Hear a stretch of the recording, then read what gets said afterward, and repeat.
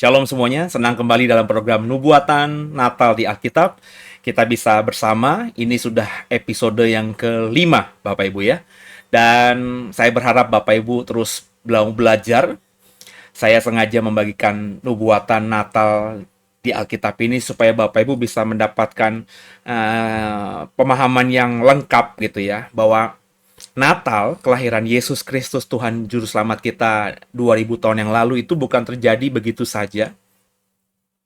Bukan terjadi tanpa rencana. Ini sesuatu yang direncanakan dengan detail oleh Yahweh, oleh Yehova, oleh Bapa kita, oleh Allah kita. Dan ketika Bapak Ibu mendapatkan pemahamannya, nanti Bapak Ibu pasti akan lebih menghargai Natal, menghormati Tuhan kita Yesus Kristus, dan terlebih pasti akan semakin jadi manusia yang takut akan Allah gitu ya. Karena Allah ketika punya rencana, Dia mengeksekusinya dengan detail, tanpa salah. Dia adalah Allah yang luar biasa maha ya. Ketika Dia berkata, ketika Dia bersabda, maka sabdanya pasti ya dan amin. Mari sama-sama sebelum kita bahas, hari ini akan saya coba membagikan nubuatan Natal dari Maleakhi pasal 4 ayat yang kelima. Dan sebelum kita mulai, saya mengajak semua untuk satu hati kita berdoa. Bapak yang baik, terima kasih buat hari ini kami boleh melanjutkan program ini kembali. Berikan kami hikmat marifat-Mu, pemahaman daripadamu. Roh Kudus tolong kami sehingga setiap kami semakin mengerti dan menghargai Natal yang akan kami rayakan sebentar. Dan juga kami menjadi pribadi yang lebih bisa menyenangkan Tuhan lagi. Jangan satupun kami yang Kau lalui, kami siap diberkati. Mari Bapak Ibu kita coba siapkan diri kita, berikan yang terbaik beberapa menit ke depan untuk fokus, untuk kita belajar, mendengarkan firman Tuhan, sekaligus juga menambah pemahaman iman kita tentang kebenaran.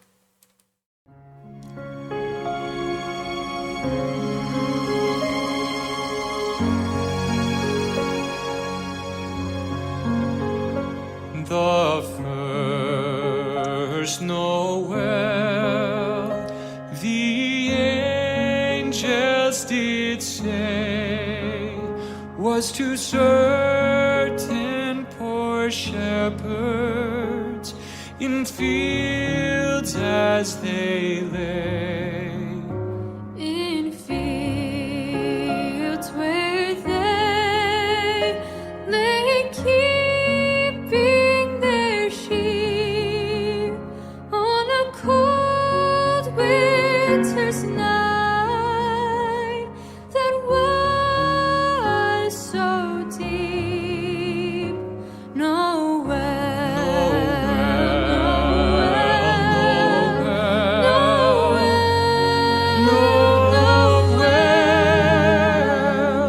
born is the King of Israel.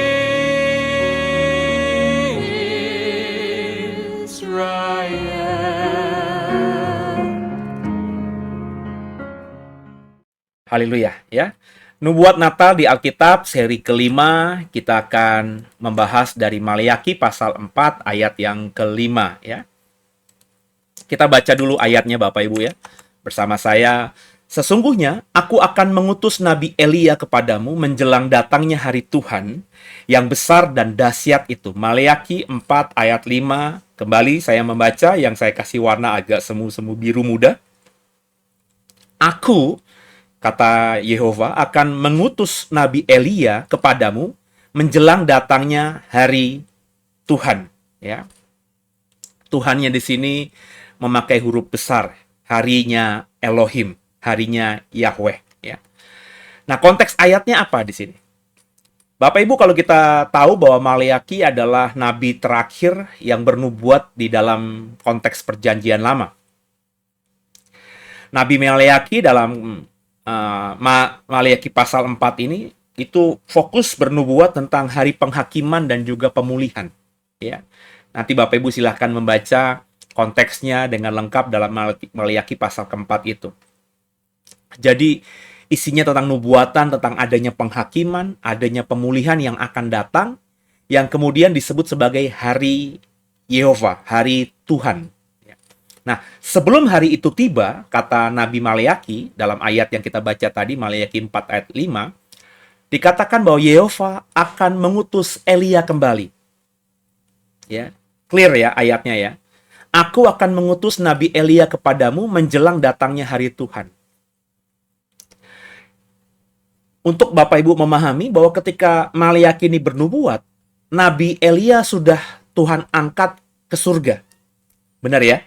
Kalau Bapak Ibu ingat ceritanya, mestinya kalau Bapak Ibu dari sekolah minggu, Bapak Ibu sudah Kristen sejak sekolah minggu, usia sekolah minggu, mestinya cerita ini nggak mungkin lekang dari pikiran kita.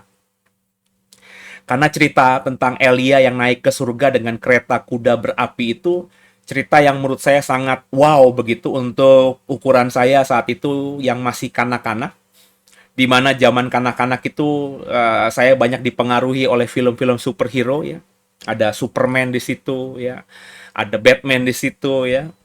Saya begitu terpesona dengan cerita-cerita itu sehingga ketika ada guru sekolah minggu, kakak sekolah minggu yang mengajarkan dengan cara yang luar biasa, saya bisa membayangkan bagaimana Elia itu bisa terbang ke surga gitu ya, like a Superman gitu.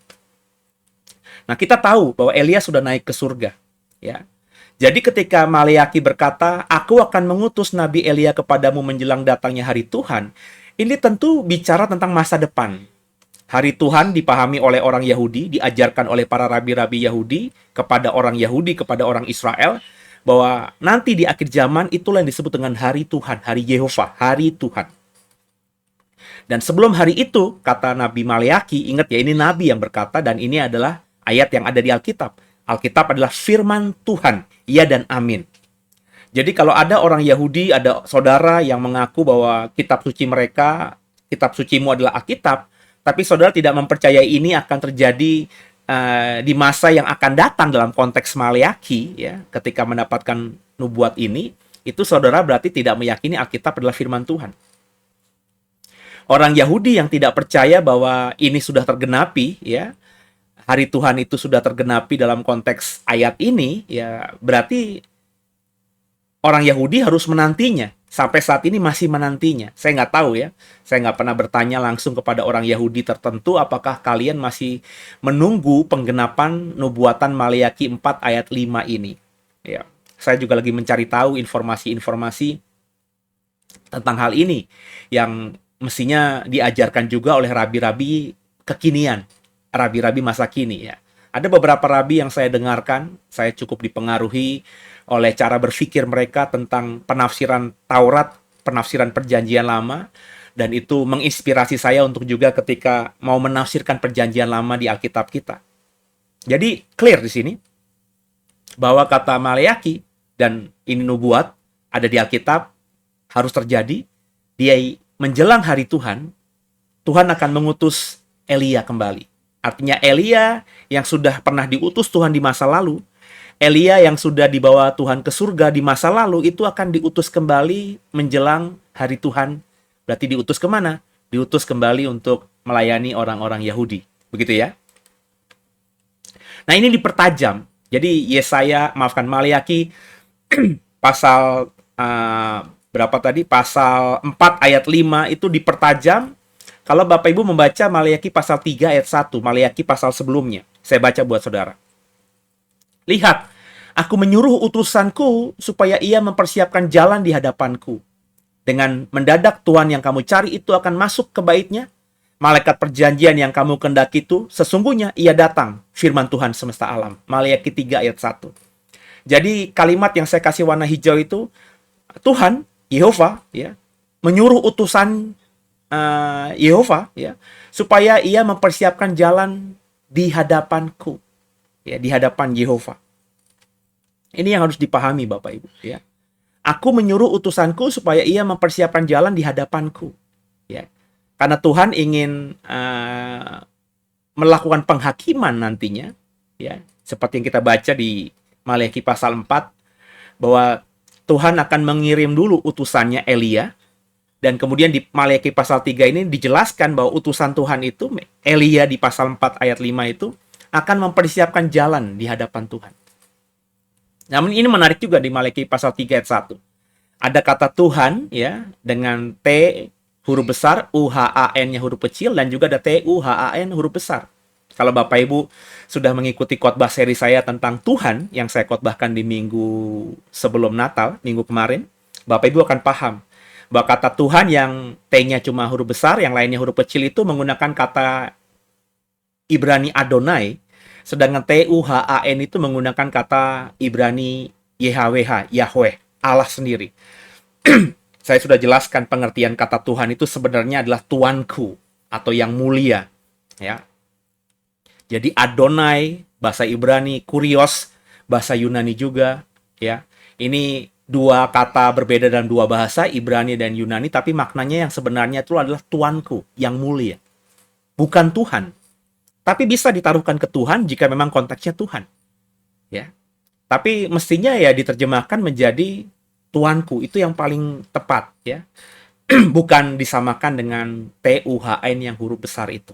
Jadi di dalam Maleakhi 3 ayat 1, Elia, ya, aku menyuruh utusanku, ini bicara mengenai Elia yang ada di pasal 4 Maleakhi ayat 5. Elia diutus untuk mempersiapkan jalan bagi Tuhan. Tuhannya di sini bukan huruf besar, ya, tapi huruf kecil, ya, Adonai, untuk mempersiapkan jalan bagi Tuanku. Ya. Ada suara yang berseru-seru, persiapkanlah di padang gurun jalan untuk Tuhan. Luruskanlah di padang belantara jalan raya bagi Allah kita. Yesaya 40 ayat 3. Ya. Jadi dalam nubuatan nabi lain, yakni Yesaya 40, Nabi besar Yesaya mengatakan bahwa ada suara yang berseru-seru, persiapkanlah di padang gurun jalan untuk Tuhan, untuk Adonai. Luruskanlah di padang belantara jalan raya bagi Allah kita. Nah, saudara, ini yang digambarkan oleh kitab Yesaya pasal 40 ayat yang ketiga. Elia diutus dari padang gurun dan padang belantara. Karena kita mengimani bahwa apa yang dinubuatkan oleh Maleakhi pasal 3 dan juga apa yang dinubuatkan oleh Yesaya pasal 40 ini bicara tentang orang yang sama, utusan Tuhan yang sama, yakni orang yang disebut oleh Perjanjian Lama sebagai Elia. Elia itu diutus untuk mempersiapkan jalan bagi Tuhan, dan kemudian di dalam Yesaya ia diutus untuk mempersiapkan jalan bagi Tuhan di mana? Di padang gurun dan juga di padang belantara.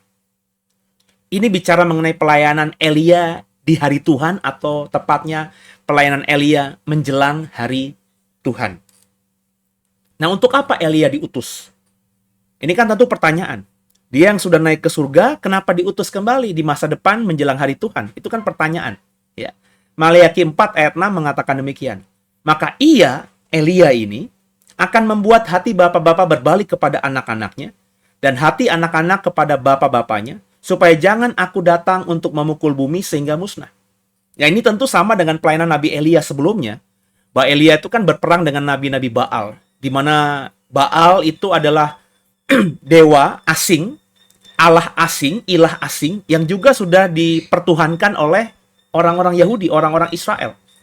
Mereka sudah disesatkan oleh Ahab dan Isabel, sehingga orang-orang Yahudi itu juga menyembah kepada Baal. Maka Elia menantang dewa-dewa atau menantang dewa Baal dan juga menantang nabi-nabi Baal itu untuk berperang dengan dia. Ya, Bapak Ibu tentu bisa membaca ceritanya di Alkitab yang luar biasa itu. Dan Elia mengalahkan nabi-nabi Baal. Maafkan saya, benar ya, nabi-nabi Baal ya. Bahkan di sembelih semuanya, nabi-nabi Baal itu dibunuh sama Elia, karena memang nabi Baal itu kalah gitu dalam pertempuran ini. Dan mereka drop gitu, karena Baal yang mereka agungkan ternyata tidak berbuat apa-apa, sedangkan Elia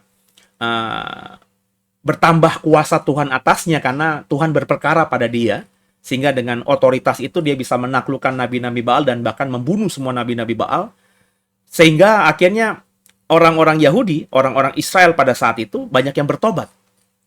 Mereka melihat dengan mata telanjang mereka sendiri bahwa Yahweh, Yehova yang disembah dan dilayani oleh Elia lebih besar daripada Baal dan nabi-nabinya. Jadi pelayanan Elia itu di masa lalu, di perjanjian lama, itu memang untuk membuat orang Israel kembali bertobat, kembali kepada Yehova. Dan apa yang akan dikerjakan nanti Elia ketika dia diutus menjelang hari Tuhan, itu juga sama. Agar bapak-bapak berbalik kepada anak-anaknya, agar anak-anak berbalik kepada bapak-bapaknya, dan agar jangan Elohim kembali memukul bumi sehingga musnah.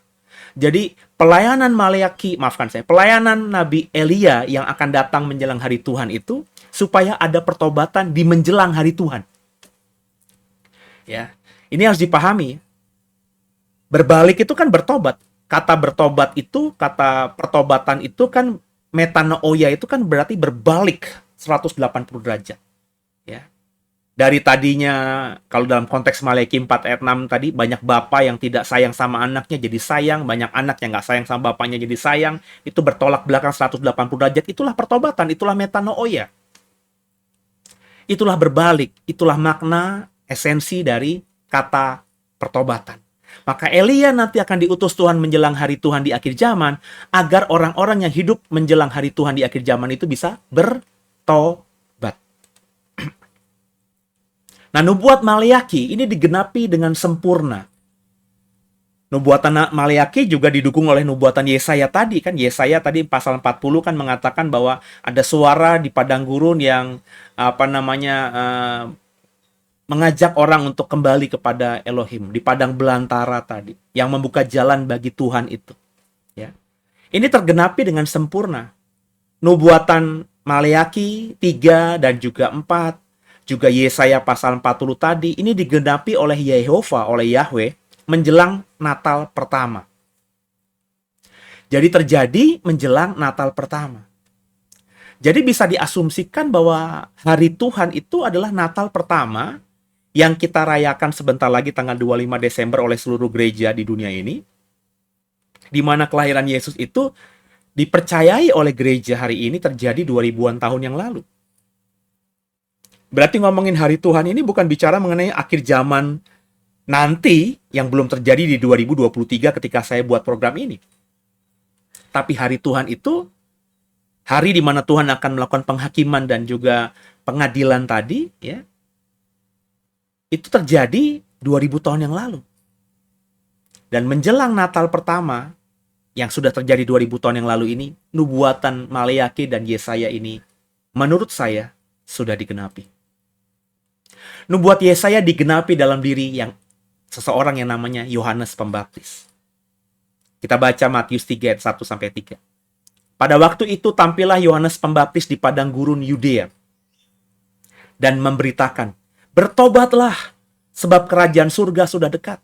Sesungguhnya dialah yang dimaksudkan Nabi Yesaya ketika ia berkata, "Ada suara orang yang berseru-seru di padang gurun, persiapkanlah jalan untuk Tuhan, luruskanlah jalan baginya."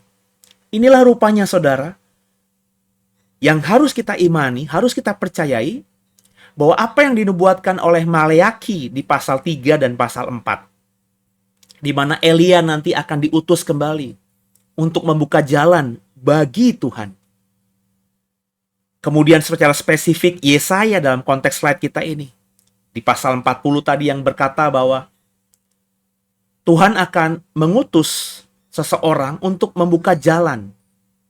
Di padang gurun dia akan berteriak-teriak. Di padang belantara dia akan berteriak-teriak. Agar terjadi orang-orang berbalik, ya, kembali.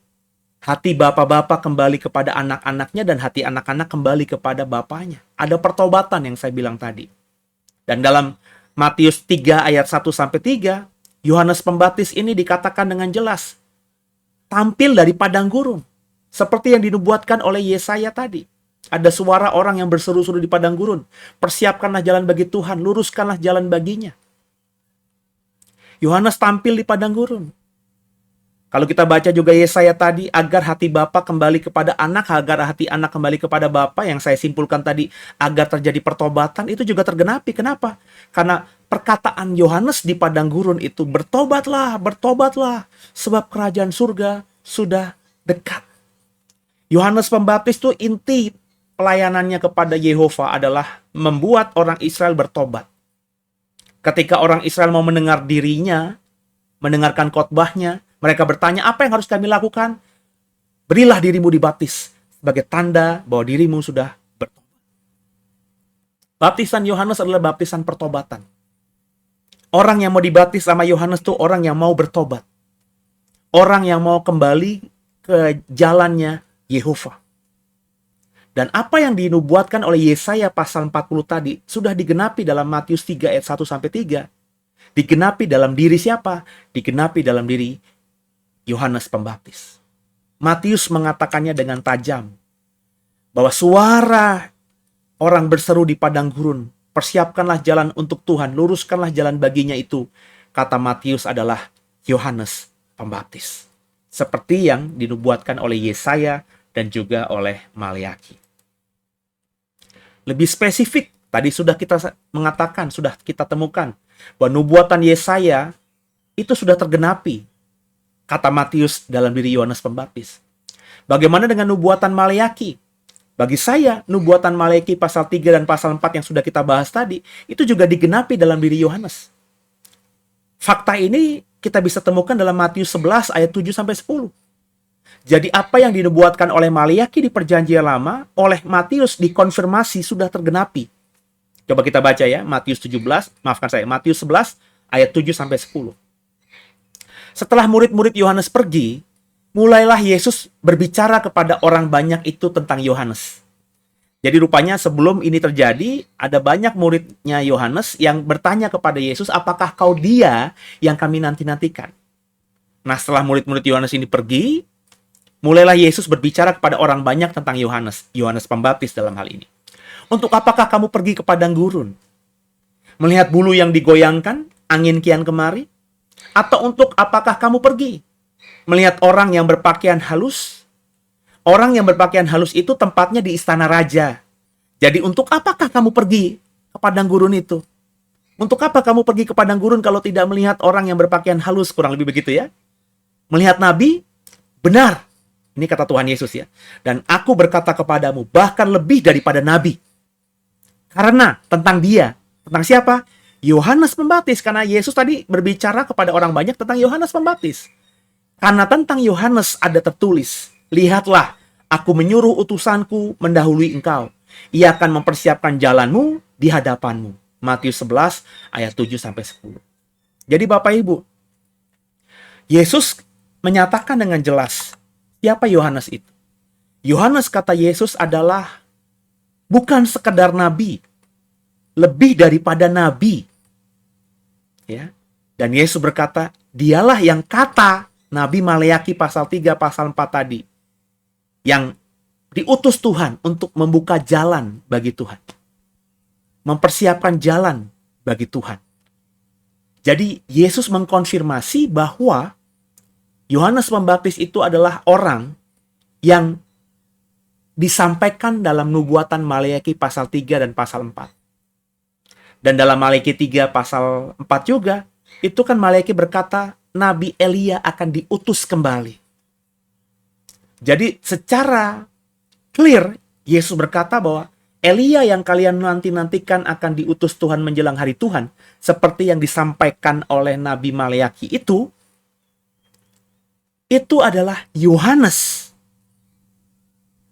Clear, saudara. Yesus bicara tentang Yohanes, dan Yesus mengkonfirmasi Yohanes adalah penggenapan dari apa yang ditulis dan dipahami oleh orang Israel tentang Maleaki atau nubuatan Nabi Maleaki, bahwa Elia nanti akan diutus untuk mempersiapkan jalan bagi Tuhan itu. Jadi, kalau kita sudah membaca tadi, apa yang dinubuatkan di perjanjian lama tentang Elia, yang mempersiapkan jalan bagi Tuhan, yang melayani di padang gurun dan di padang belantara, yang diutus untuk mempertobatkan Israel menjelang hari Tuhan. Jadi sudah tergenapi. Yohanes Pembaptis adalah Elia hari Tuhan itu. Coba kita lihat ayat-ayat pendukung lainnya. 2 Raja-Raja 1 ayat 8. Jawab mereka kepadanya, seorang yang memakai pakaian bulu dan ikat pinggang kulit terikat pada pinggangnya. Maka berkatalah ia, itu Elia orang Tisbe. Bapak Ibu, bukan saja kita bisa menemukan bukti Alkitabiah bahwa apa yang dinubuatkan oleh Yesaya, yang dibuatkan oleh Maliaki sudah tergenapi dalam diri Yohanes Pembaptis. Seperti yang kita baca tadi dalam Injil Matius, bahkan keluar dari mulut Yesus sendiri, bahwa Yohanes Pembaptislah dia yang dinubuatkan mempersiapkan jalan bagi Tuhan. Dia lah yang disebut Elia, yang diutus Tuhan untuk mempertobatkan orang-orang menjelang hari Tuhan. Ada kesamaan dalam diri Elia dan juga Yohanes. Kalau kita membaca 2 Raja-Raja 1 ayat 8 tadi dikatakan bahwa Elia pakaiannya itu pakaian dari bulu dan ikat pinggang kulit. Jelas ya, 2 Raja-Raja 1 ayat 8. Baca yang warna agak coklat. Seorang yang memakai pakaian bulu dan ikat pinggang kulit terikat pada pinggangnya. Itu Elia orang Tisbe. 2 Raja-Raja 1 ayat 8. Kenapa saya bilang mirip? Karena Matius 3 ayat 4 mendeskripsikan juga seperti apa Yohanes Pembaptis itu. Kita baca ya. Yohanes memakai jubah bulu unta dan ikat pinggang kulit. Dan makanannya belalang dan madu hutan.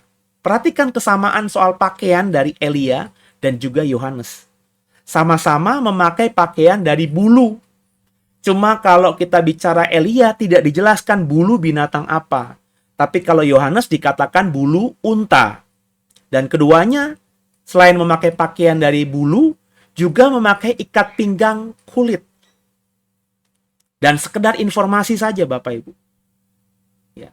Baik di zamannya Elia, terlebih di zamannya Yohanes yang selisih ratusan tahun kemudian.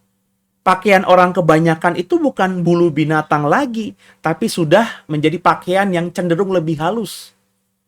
Kalaupun berasal dari kulit binatang, itu sudah mengalami proses pembentukan sehingga lebih layak disebut sebagai pakaian. Makanya tadi Yesus berkata kan, buat apa kamu ke padang gurun? Mencari orang yang berjubah halus? Bukan. Mencari nabi? Iya. Jadi saudara, ini bicara mengenai keunikan bahkan dari Elia, termasuk juga Yohanes. Memakai pakaian dari jubah bulu binatang dan memakai ikat pinggang juga dari kulit binatang, sepertinya kita bisa bayangkan, itu sesuatu yang lumrah di masa lalu. Ketika saya baca ayat ini awal-awal, ketika saya baru bertobat juga, saya teringat, ya ini emang pakaian orang zaman dulu kayak Flintstone. Ya, kalau Bapak Ibu ingat zaman kita kecil, kalau seusia saya di TVRI nggak ada pilihan lain, ada film Flintstone tuh, Flintstone, Mr. Flintstone. Itu manusia purba yang masih memakai pakaian dari kulit binatang. Kita berpikir pakaian kulit binatang yang dikenakan oleh Elia, pakaian kulit binatang yang dikenakan oleh Yohanes Pembaptis itu sesuatu yang normal. Tidak normal, saudara. Nggak masuk logika, saudara. Yohanes Pembaptis itu hidup sejaman dengan Yesus dan juga murid-muridnya. Bahkan ada murid-muridnya Yohanes Pembaptis yang juga murid-muridnya Tuhan Yesus. Tapi baik Yesus yang hidup sejaman dengan Yohanes Pembaptis. Kalau kita membaca itu, selisih paling cuma 6 bulan.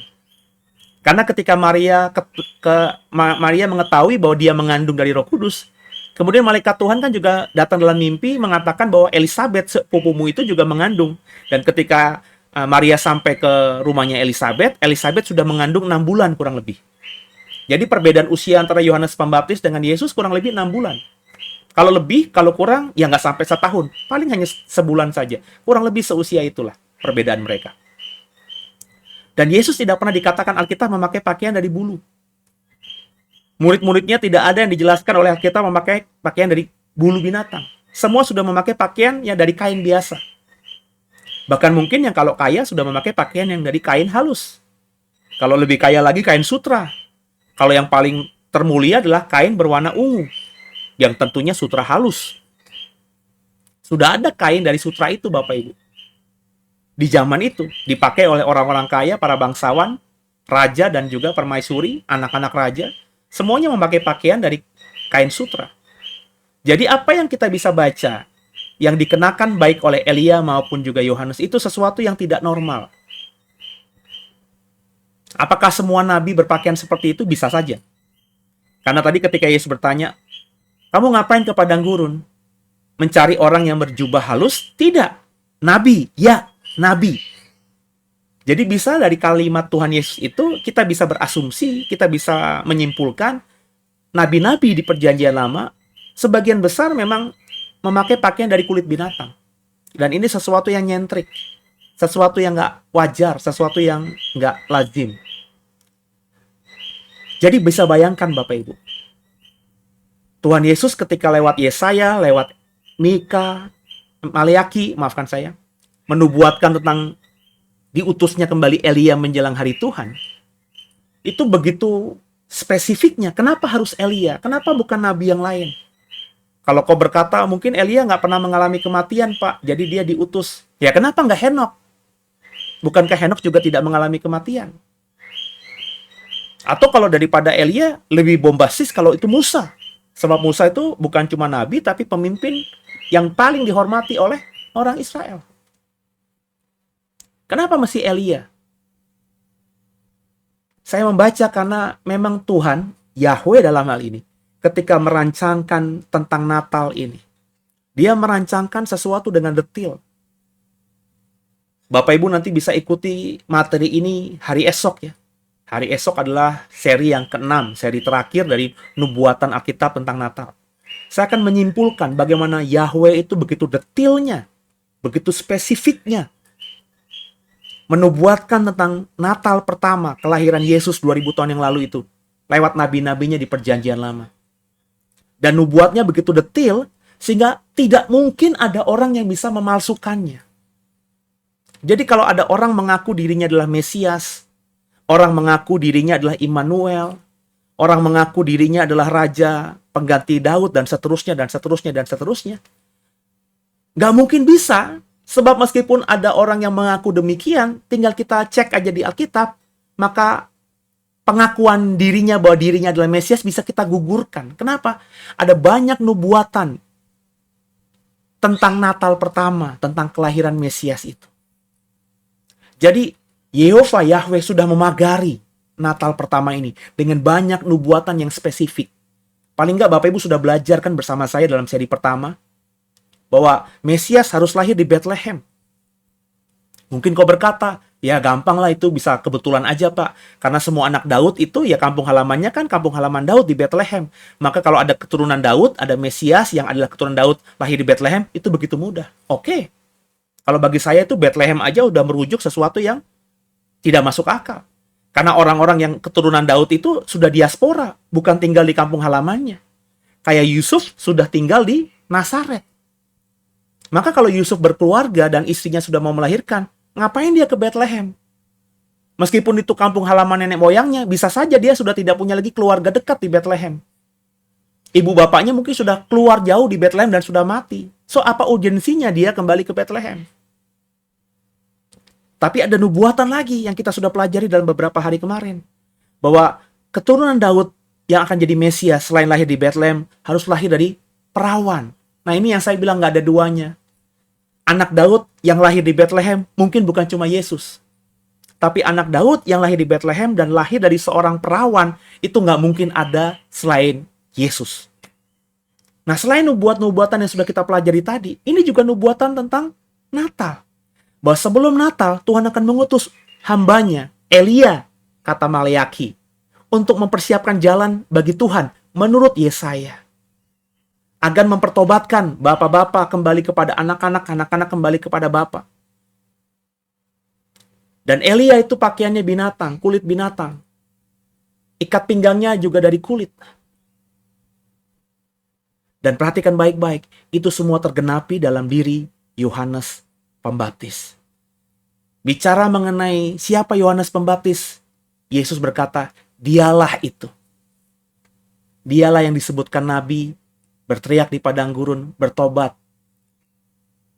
Dan dialah orang yang mempersiapkan jalan bagi Tuhan. Yesus menunjuk kepada Yohanes Pembaptis.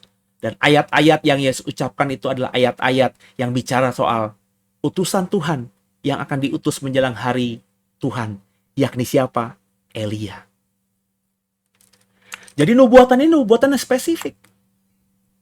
Ya. Yohanes adalah Elia hari Tuhan. Yohanes adalah Elia menjelang kelahiran Yesus, menjelang Natal. Kalau kita baca ayat-ayat pendukung lainnya, Bapak Ibu kan lebih terperangah lagi. Bagaimana Yehova itu ketika merancangkan soal Natal itu bukan merancangkan ala kadarnya. Oke, nanti Yesus lahir di Bethlehem, Yesus nanti lahir di kandang domba. Enggak, detail banget. Dan kita akan semakin terkesima karena apa yang Yesus cerita, fakta Alkitab tentang kelahiran Yesus itu ternyata sudah dinubuatkan oleh nabi-nabi yang hidupnya ratusan tahun sebelumnya tentang Mesias. Jadi kalau Bapak Ibu menyelidikinya seperti saya menyelidiki, Bapak Ibu tidak akan meragukan bahwa Yesus adalah Mesias. Yesus adalah Kristus itu. Yesus adalah Kurios itu, Tuhan kita itu. Kita nggak mungkin ragu soal itu. Kenapa? Karena kelahiran Yesus sudah dinubuatkan persis seperti yang kita baca barusan dari Maleaki dan Yesaya. Coba kita baca Lukas 1 ayat 76. Dan engkau, hai anakku, akan disebut Nabi Allah yang Maha Tinggi, karena engkau akan berjalan mendahului Tuhan untuk mempersiapkan jalan baginya. Ini adalah nyanyian syukur yang diucapkan oleh Zakaria, Bapak Ibu. Zakaria berkata, hai anakku, engkau akan berjalan mendahului Tuhan untuk mempersiapkan jalan baginya. Anaknya Zakaria siapa? Ya Yohanes Pembaptis. Kembali saudara, bahwa Yohanes adalah Elia yang akan diutus Tuhan menjelang hari Tuhan untuk mempersiapkan jalan bagi Tuhan, untuk membuat agar orang-orang Israel bisa bertobat. Itu diucapkan sendiri oleh Zakaria tentang anak dalam kandungan istrinya Elisabet. Bahwa Yohanes nanti akan mempersiapkan jalan bagi Tuhan. Kalau kita baca Matius 11 ayat 13-14. Sebab semua nabi dan kitab Taurat bernubuat tentang tampilnya Yohanes. Dan jika kamu mau menerimanya, ialah Elia yang akan datang itu. Ini diucapkan siapa? Diucapkan oleh Tuhan Yesus. Bapak Ibu percaya nggak Yesus adalah Tuhan dan Juru Selamat? Bapak Ibu percaya nggak bahwa Yesus itu selalu mengatakan ya di atas ya, tidak di atas tidak? Bapak Ibu percaya nggak bahwa Yesus selalu mengatakan kebenaran? Saya percaya. Meskipun saya mengajar saudara dan mempercayai Yesus itu bukan Allah yang menjadi manusia. Tapi saya sangat mempercayai bahwa Yesus adalah anak Allah. Anak tunggal Allah, anak sulung Allah yang diutus. Anak sulung Allah dari semua yang diciptakan oleh Allah. Dan Allah utus untuk datang ke dunia, menjadi manusia. Untuk apa? Untuk menjadi juru selamat. Sebab Allah sudah merancangkan keselamatan itu bagi manusia. Agar manusia bisa bersama kembali dengan dirinya. Sebab selama ini nggak bisa terjadi karena dosa yang selalu dikerjakan oleh manusia. Dosa itu membuat manusia semakin jauh dari Allah. Allah ingin merancangkan, Allah sedang merencanakan, Allah mempersiapkan rancangannya agar keselamatan bisa dialami oleh manusia. Sebab manusia dengan kuat gagahnya sendiri nggak mungkin bisa selamat. Maka dia utus anaknya ini untuk menjadi agen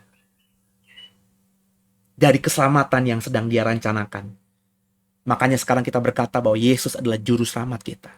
Tapi sudah saya ajarkan dalam ibadah minggu. Saya sedang mengkhotbahkan tentang seri Tritunggal itu kan. Bahwa juru selamat sejati adalah Allah. Allah yang merancangkan itu. Allah yang mempersiapkan itu. Detailnya Allah. Titik bengeknya Allah. Titik komanya Allah. Dan Allah tinggal mengutus anaknya ini. Lakukan. Ini yang kurancangkan. Dan ketika si anak ini taat sama Bapa, maka segala kuasa nama di atas segala nama diberikan kepada sang anak. Dan Bapa berkata, mulai saat ini kaulah Tuhan dan Juru Selamat bagi semua makhluk, baik yang di bumi maupun yang di surga. Itu kata Kisah Rasul, itu kata khotbahnya Petrus yang sedang penuh dengan Roh Kudus di hari Pentakosta. Yesus dijadikan Tuhan dan Juru Selamat. Ini saya khotbahkan nanti di hari Natal, saudara. Dan Yesus berkata dalam Matius 11 tadi, kalau kamu percaya kepadaku, dialah Elia. Elia yang dinubuatkan oleh Maleaki, yang akan diutus Tuhan menjelang hari Tuhan. Elia yang diutus untuk mempersiapkan jalan bagi Tuhan. Elia yang kata Yesaya diutus Tuhan untuk membuka jalan bagi Tuhan, untuk mempertobatkan orang-orang. Dan kata Yesus, yang datang tuh bukan Elia. Elia sudah bersama dengan Elohim di surga. Tapi dialah Elia itu. Yohanes is Yohanes, Elia is Elia.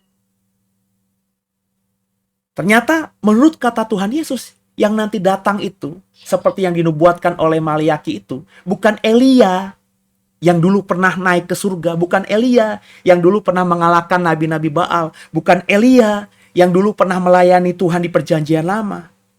Tapi orang yang mirip dengan Elia. Orang yang kuasanya mirip dengan Elia. Orang yang hatinya seperti Elia ingin mempertobatkan. Orang yang bahkan ciri khas pakaiannya seperti Elia. Berjubah bulu binatang dan ikat pinggang dari kulit binatang. Dan orang itu berdasarkan kesaksian dari Yesus. Juga dari Zakaria. Bahkan Yesus dalam Matius 11 mengatakan yang jelas, dialah Elia itu kalau kamu percaya. Jadi, kalau sebagai orang Kristen, saudara, sebagai orang yang sangat mempercayai bahwa Alkitab adalah kebenaran satu-satunya, saya hampir 20 tahun berkhotbah di mana-mana. Saya selalu menjadikan Alkitab sebagai dasar ajaran saya, bukan kesaksian pengalaman saya bersama dengan Tuhan, meskipun itu bombastis. Bukan juga kesaksian orang yang mungkin juga lebih bombastis dari kesaksian saya. Saya tidak pernah jadikan itu sebagai dasar saya berkhotbah. Dasar saya mengajar. Dasar saya berkhotbah, dasar saya mengajar hanyalah Alkitab. Dan saya mempercayai itu sungguh. 20 tahun saya pegang itu. Kenapa? Karena saya mengimani Alkitab adalah kebenaran yang sejati itu. Satu-satunya kebenaran yang benar itu. So, saya percaya kata Tuhan Yesus bahwa Yohanes Pembaptis adalah Elia itu. Itu makanya Bapak Ibu kalau ingat khotbah saya soal dua saksi Allah yang ada di kitab Wahyu, dulu saya mempercayai bahwa dua saksi Allah itu Henok dan Elia. Tapi saya, kalau Bapak Ibu sudah dengarkan khotbah saya, seri khotbah saya soal dua saksi Allah, saya sudah menganulir tafsir saya. Dua saksi Allah bukan Elia dan Henok. Dua saksi Allah adalah gambaran dari gereja dan orang Yahudi. Di akhir zaman nanti, menjelang hari akhir zaman, ya. Akhir zaman itu bagi saya ketika langit dan bumi ini akan lenyap. Ya. Itu gereja Tuhan akan dibangkitkan, orang Yahudi juga akan bertobat dan mereka berkolaborasi. Inilah dua saksi Allah. Sebelum akhirnya Antikristus berkuasa dan akhirnya 1000 tahun dan kemudian langit baru, bumi baru. Jadi bukan Elia. Yesus saja berkata, kalau kamu percaya Yohanes Pembaptis itulah Elia. Orang Yahudi itu mempercayai Elia akan datang kembali berdasarkan nubuatan Nabi Maleakhi tadi. Tapi Yesus Tuhan kita berkata, bukan. Dialah Elia itu. Dan kalau saya bilang tadi kan, gaya postur pakaiannya, kemudian juga hati dia dalam melayani. Elia itu kan yang paling terkenal cerita soal tadi kan, melawan nabi-nabi Baal itu kan. Agar orang-orang Yahudi dalam hal ini, raja mereka, Ahab dan Isabel bisa bertobat. Itu yang juga dikerjakan oleh Yohanes Pembaptis. Yang kita tahu, kita ingat Yohanes Pembaptis kan teriak-teriak di padang gurun, bertobatlah, bertobatlah. Pertobatan yang ditekankan oleh Yohanes Pembaptis. Berilah dirimu dibaptis sebagai tanda kau bertobat. Baptisan Yohanes Pembaptis adalah baptisan pertobatan. Yesus berkata, dia itulah Elia. Kita baca Lukas 1 ayat 39-45. Beberapa waktu kemudian berangkatlah Maria dan langsung berjalan ke pegunungan menuju sebuah kota di Yehuda. Di situ ia masuk ke rumah Zakaria dan memberi salam kepada Elisabet, sepupunya itu yang sudah hamil 6 bulan. Dan ketika Elisabet mendengar salam Maria, melonjaklah anak yang di dalam rahimnya, dan Elisabet pun penuh dengan Roh Kudus. Lalu berseru dengan suara nyaring, diberkatilah engkau di antara semua perempuan dan diberkatilah buah rahimmu. Siapakah aku ini sampai ibu Tuhanku datang mengunjungi aku? Sebab sesungguhnya ketika salammu sampai kepada telingaku, anak yang di dalam rahimku melonjak kegirangan, dan berbahagialah ia yang telah percaya, sebab apa yang dikatakan kepadanya dari Tuhan akan terlaksana. Siapakah aku ini, kata Elisabet ketika Maria memberi salam padanya. Sampai ibu Tuhanku datang mengunjungi aku. Kata Tuhanku ini menggunakan kata Adonai ya. Jadi sebenarnya kalimatnya tuh yang paling tepatnya, siapakah aku ini sampai ibu tuanku datang mengunjungi aku. Bayangin, Elisabet itu sepupunya Maria. Mungkin usia Elisabet lebih tua. Karena Elisabet dikatakan sudah mandul kan, berarti kan sudah menopause begitu. Sedangkan Maria ketika mengandung Yesus, dia masih perawan. Jadi sepupu jauh nih. Tapi mungkin punya kedekatan juga sehingga Maria itu bisa ketika mendapatkan sesuatu berita dari malaikat bahwa dia mengandung ya dari Roh Kudus, dan Maria diinformasikan bahwa sepupumu Elizabeth itu juga sedang mengandung. Maria bisa langsung ya ke rumahnya Elizabeth ini. Berarti kan meskipun usia mereka jauh, sebagai sepupu mereka jauh, tapi mereka punya keintiman gitu. Dan ketika Maria sampai ke rumah Zakaria, ya, ipar sepupu, dan memberi salam kepada Elizabeth, dikatakan tadi Yohanes Pembaptis yang ada dalam rahim Elizabeth ini melonjak kegirangan dan Elizabeth penuh dengan Roh Kudus. Bapak Ibu, kalau kita membaca Perjanjian Lama, orang yang penuh dengan Roh Kudus itu orang yang bermanifestasi, ya. Bisa berkata-kata dengan bahasa yang aneh, bisa bernubuat, bisa menari-nari. Pokoknya kelihatan benar-benar seperti orang yang tidak normal gitu.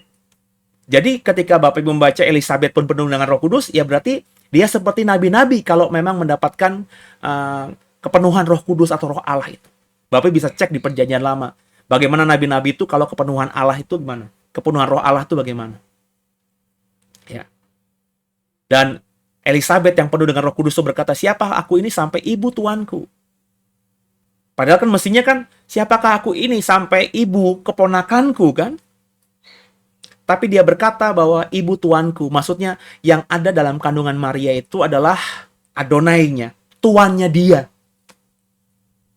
Mestinya kan Elizabeth memanggil keponakannya ini ya, biasa aja nak, tapi Elizabeth yang penuh Roh Kudus itu berkata, "Tuanku, ibu tuanku."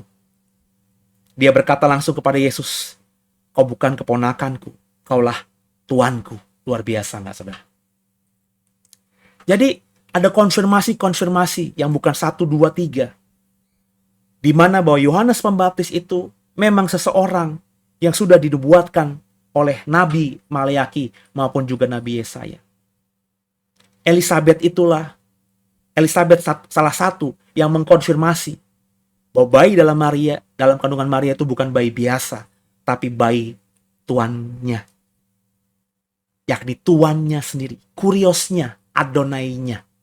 Luar biasa saudara ya. Jadi bicara tentang Yesus, Bapak Ibu nggak bicara tentang Yohanes Pembaptis.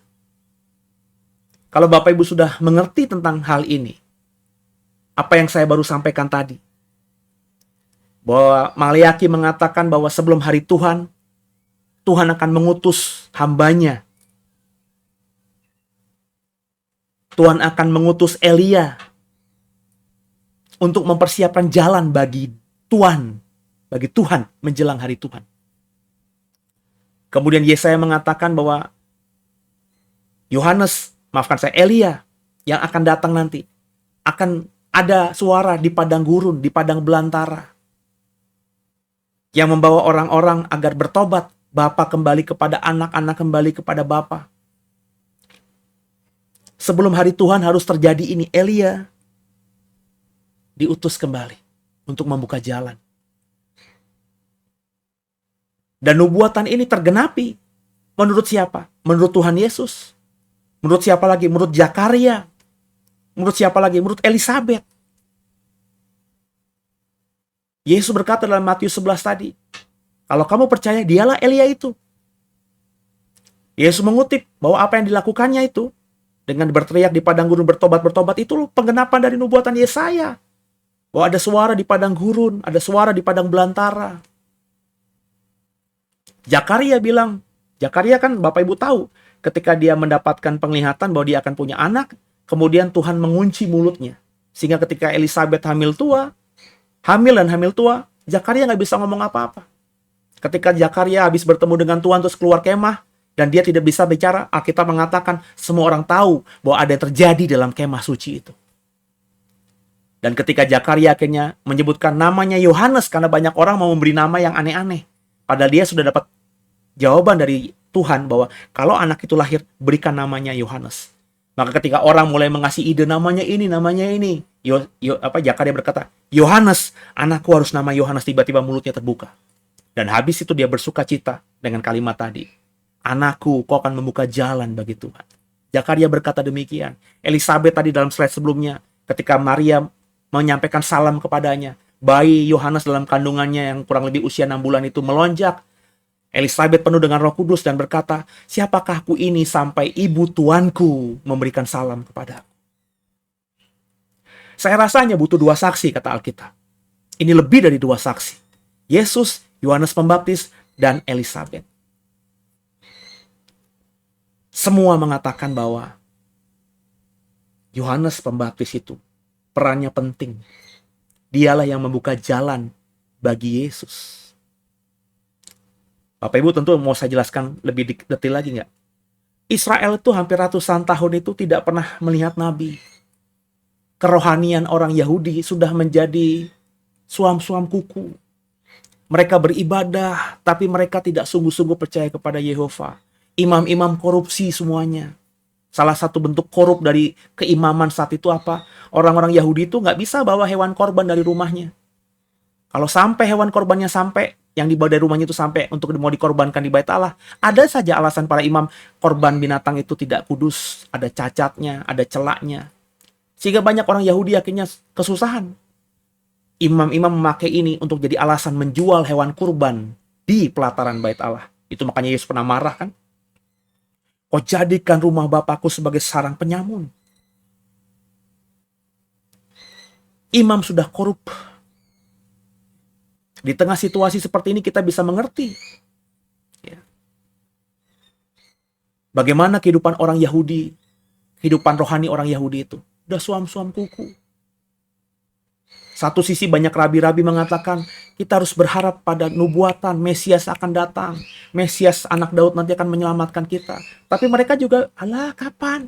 Masa dari zaman dulu Mesias mulu, tapi sudah ratusan tahun kita hidup tanpa adanya raja keturunan Daud. Mereka mulai depresi. Yohaneslah yang membuat kehidupan orang Yahudi, rohaninya kembali bernyala. Dia menunjukkan mujizat. Dia mengajar yang luar biasa. Yang tidak dikerjakan oleh imam-imam. Ingat ya, Yohanes Pembaptis itu adalah imam juga sebenarnya. Karena Zakaria bapaknya imam yang masuk ke ruang kudus. Tapi Yohanes Pembaptis tidak ada di Bait Allah. Tidak jadi imam di Bait Allah. Kenapa? Karena ketika Yohanes hidup, Roh Kudus yang penuh dengan dia menjelaskan bahwa keimaman di Bait Allah memang sudah korup. Maka Yohanes keluar dari Bait Allah. Mestinya dia nggak perlu capek-capek. Dia di Bait Allah aja, dia tinggal melayani aja, hidupnya enak terjamin. Tapi dia tinggalkan Bait Allah.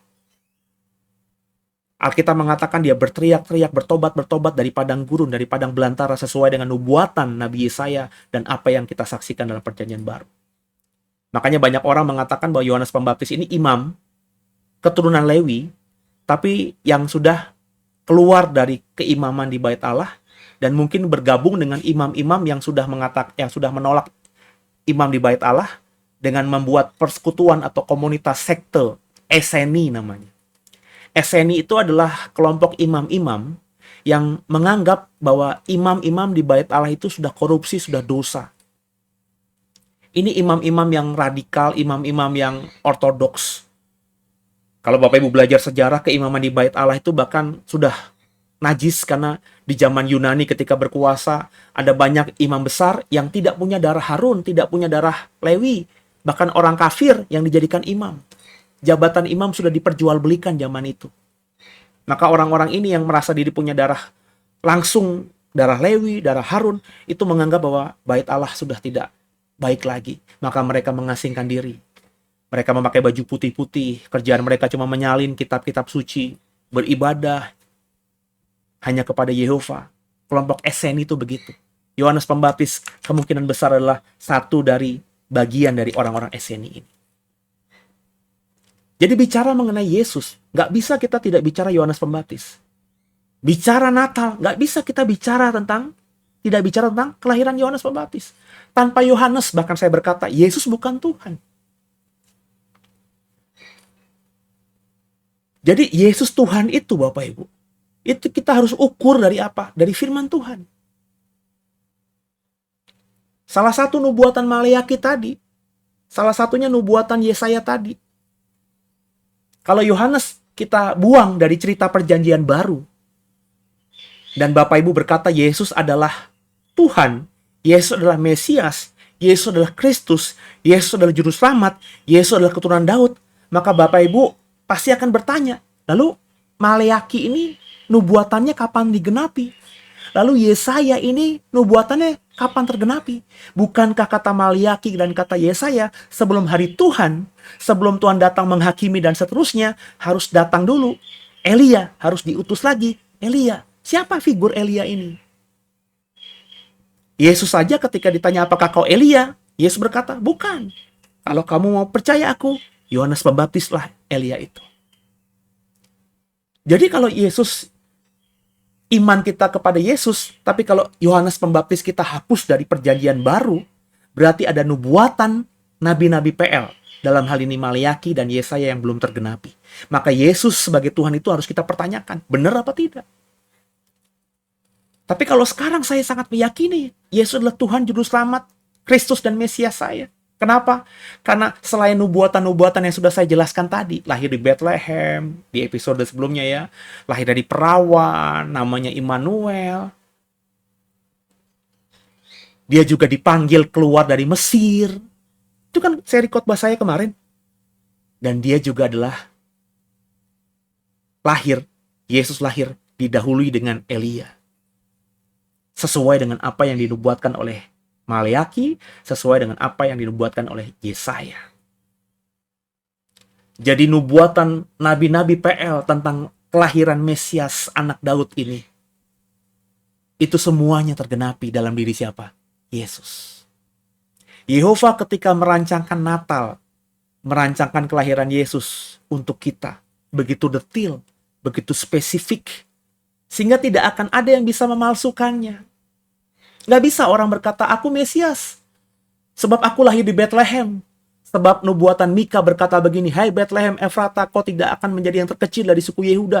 Aku lahir di Bethlehem. Orang mungkin bisa mengklaim dirinya Mesias dengan ayat Mika. Tapi bagaimana dengan apa yang kita baca sekarang ini dari Maleaki dan Yesaya? Apakah sebelum kelahiran orang yang mengaku lahir di Bethlehem dan dia Mesias itu ada Elia?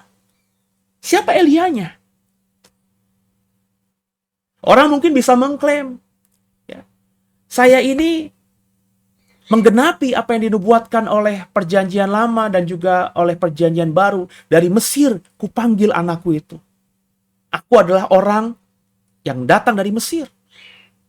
Bagaimana dengan lahir dari perawan itu? Apakah ibunya ketika mengandung dia masih perawan? Jadi yang saya mau katakan Bapak Ibu, apa yang saya sampaikan dalam konteks khotbah saya sebelum Natal, nubuatan Alkitab tentang Natal, ini saya ingin membagikan ayat-ayat yang kalau Bapak Ibu cermati dengan sungguh, perhatikan dengan sungguh, bahwa untuk bisa dapat stempel dia adalah Mesias, untuk dapat stempel dia adalah Kristus yang diurapi, untuk dapat stempel dia adalah Tuhan Kurios kita, Tuhan kita, untuk jadi stempel bahwa dia adalah Juru Selamat kita, itu harus menggenapi semua nubuatan tentang kelahirannya.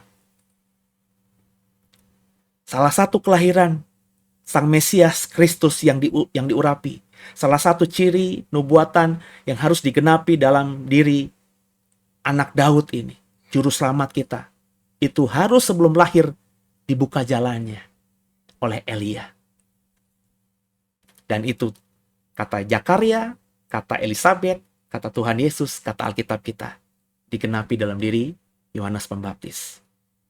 Saudara, Natal ini saya ingin membagikan sesuatu kepada saudara.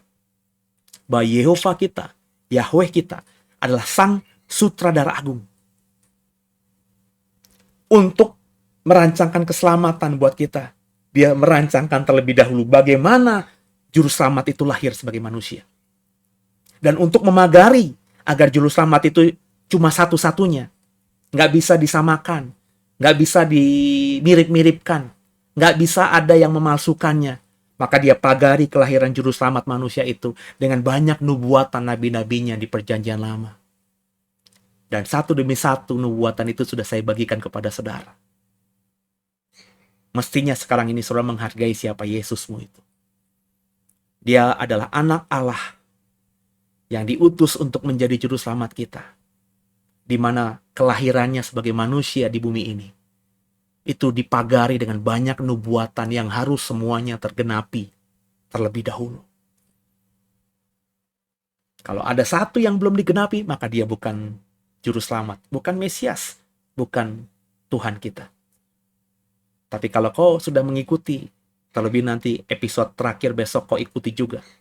Terlebih seri khotbah saya soal bagaimana saya menjelaskan Tuhan, bagaimana saya menjelaskan tentang juru selamat. Hari Minggu besok di malam Natal saya akan khotbah soal Mesias Kristus. Bapak Ibu akan punya pemahaman bahwa Yesus kita memang Mesias atau Kristus yang sejati. Yesus kita adalah juru selamat yang sejati. Yesus kita adalah Tuhan atau Tuhan yang sejati. Nggak ada yang lainnya. Nggak ada yang bisa memalsukannya. Maka Natal ini, saya hari ini, Natal 2023 ini, semakin mantap, semakin yakin dengan apa yang sudah saya imani sebelumnya. Semakin kuat. Dan bahkan, kalau harus kehilangan nyawa demi mempertahankan iman saya berani berkata, saya siap mati untuk iman saya kepada Yesus. Semoga saudara paham, semoga saudara juga dibukakan, dicerahkan seperti saya dibukakan dan dicerahkan oleh Roh Kudus, dan sama-sama kita berjuang menjadi manusia yang jauh lebih baik ke depannya. Sebelum bayi Natal lahir, Yohanes Pembaptis sudah membuka jalan lebih dahulu, seperti yang sudah dinubuatkan Alkitab.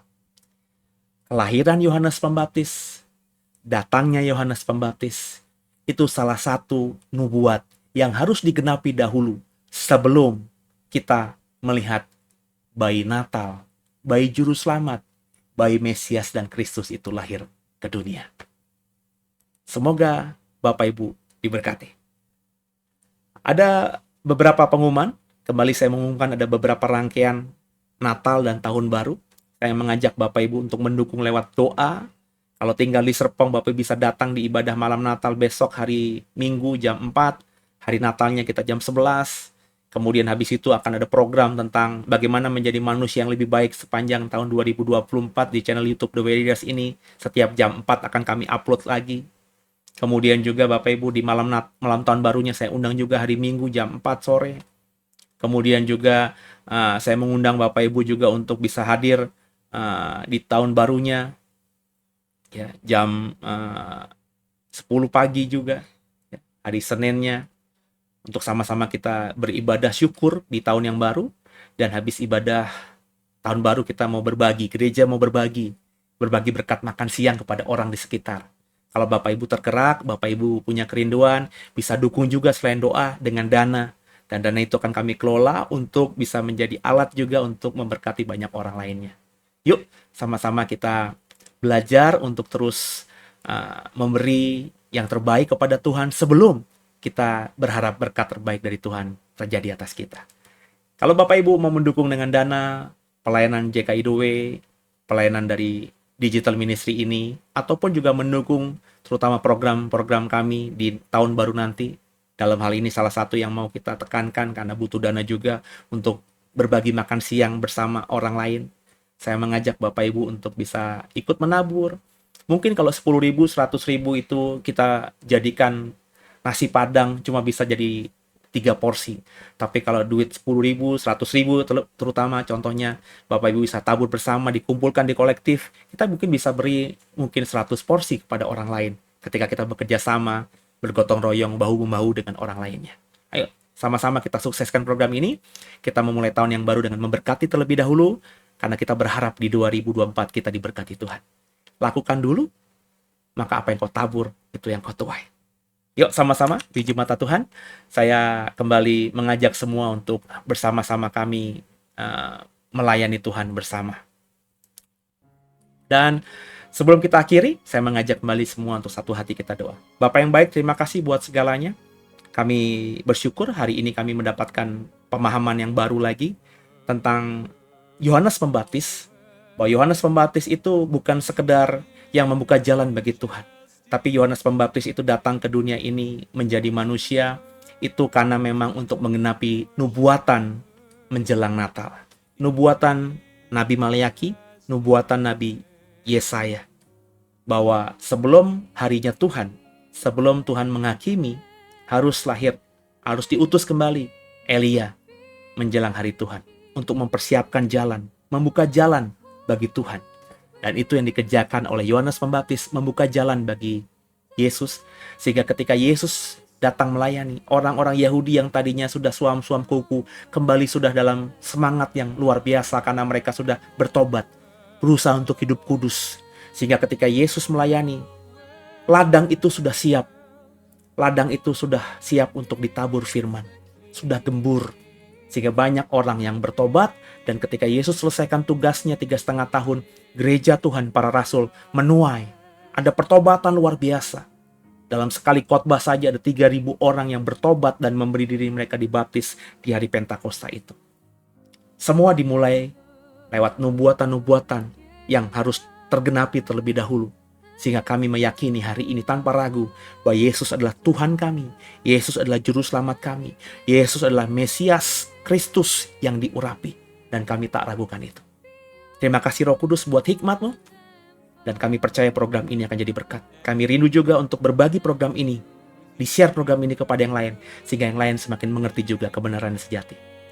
Terakhir, ampuni salah dosa kami. Yesus Kristus kalau Tuhan Juru Selamat kami yang hidup. Dan ke dalam tangan-Mu lah kami serahkan tubuh, jiwa, dan roh kami. Haleluya. Terus semangat dalam Tuhan. Dan untuk tunggu episode terakhir di hari Sabtu besok. Episode ke-6 dari Nubuat Natal di Alkitab. Sekaligus saya akan menyimpulkan dan juga berbagi satu nubuatan Alkitab lagi tentang Natal. Saya berharap dengan 6 seri ini, Bapak Ibu akan semakin yakin siapa Yesus yang selama ini kau sembah itu. Tuhan Yesus memberkati. Terus semangat dalam Tuhan. Selamat malam Natal, selamat Natal. God bless you.